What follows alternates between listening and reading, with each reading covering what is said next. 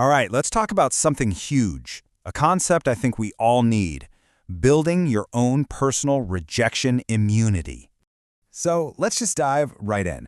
Have you ever wondered why rejection can sting so bad even when logically it shouldn't be a big deal? You know, that unanswered text or getting passed over for some small opportunity. It can feel surprisingly painful, right? Well, let's get into the science of why that actually happens. Okay, picture this. You send a message, you see that it's been delivered, you see that it's been read, and then just silence. That little sting of being ignored starts to creep in. Or maybe this one. You put yourself out there for a job, a project, something you are really excited about, and you get that polite but soul-crushing email saying, "Thanks, but no thanks," and your confidence just takes a little nosedive. Or, hey, maybe it's social. You see friends hanging out and you weren't invited, or someone you're into chooses someone else, and that old familiar question starts bubbling up. Wait, what's wrong with me? So, what is actually going on in our brains during these moments? I promise you, this isn't just you being too sensitive. There is some serious, hard science behind why this hurts. Okay, get this. It is absolutely wild. fMRI studies have shown that when we experience social rejection, our brain lights up in the exact same areas as when we experience physical pain. I mean, think about breaking your arm. That's the kind of alarm your brain is sending. So no, it's not all in your head. It is a real biological response. And this wiring, it goes way, way back. For our ancestors, being part of a tribe was everything. It meant food, protection, survival. So being cast out, ostracized, was basically a death sentence. Our brains evolved this incredibly powerful alarm system, rejection, to scream at us, "Hey, pay attention, your survival is at risk." But here is where the story completely changes for us today. That initial sting is one thing, but the real damage, the stuff that lasts, often comes from our own inner monologue. It's when we start beating ourselves up, replaying our mistakes, and just tearing ourselves down right when we need support the most. So if our own internal critic is doing most of the damage, how do we get it to quiet down? Well, let's explore a totally new way of looking at this. What if the entire story you've been telling yourself about rejection is just wrong? You see, we instinctively ask, why did they reject me? Which frames us as the problem.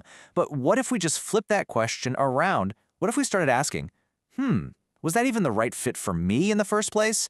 It totally shifts the dynamic from self-blame to just a simple evaluation of compatibility. And this quote just nails it. Think about your own life for a second.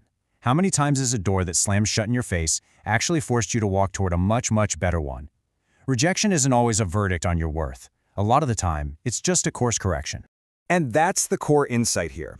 A job rejection could be because their budget got cut. A romantic rejection might be about them having totally different life goals. It is so rarely the deep personal failing we make it out to be. It's usually about timing, preference, circumstance, things that have nothing to do with your value. Okay, so understanding the why is a great first step, but how do we actually start living this way? This is where we get into building the rejection immunity mindset. And let's be really clear. Rejection immunity does not mean you become some kind of robot who feels nothing. You're human, it's gonna sting. It's about feeling that sting, acknowledging it, and then refusing to let it poison your core belief about who you are. And the science completely backs this up. Study after study show that people with more self-compassion are way better at handling rejection. Instead of seeing it as a final judgment, they see it as feedback, as a chance to learn something. They know how to separate the event from their sense of self. So how do we actively build up this resilience? Let's get really practical here with 5 clear, actionable ways to do it. So here they are, the 5 methods. We're going to look at separating your identity from the outcome, normalizing rejection so it's not a big deal, learning to stop overanalyzing everything, the power of just keeping moving, and finally, how to build your own internal validation. Let's break each one down. First up, and this one is crucial, you have to separate your identity from the outcome. If a project you worked on fails, that does not mean you are a failure. Second, normalize rejection. Seriously, think of anyone you admire. They have all faced way more rejection than you can imagine. It's not a stop sign. It's just part of the process. And third, stop overanalyzing. You have to fight that urge to replay every little detail. Sometimes it's simple. It just wasn't the right fit. End of story. Now, this next one is all about exposure. There's this idea called rejection therapy, where you basically get used to hearing no. You make small requests you expect to be denied. Ask for a 10% discount on your coffee. Ask for a free refill on something that isn't free. The point isn't to get a yes. The point is to get a no and realize you're fine. The more you do it, the less power that fear has over you.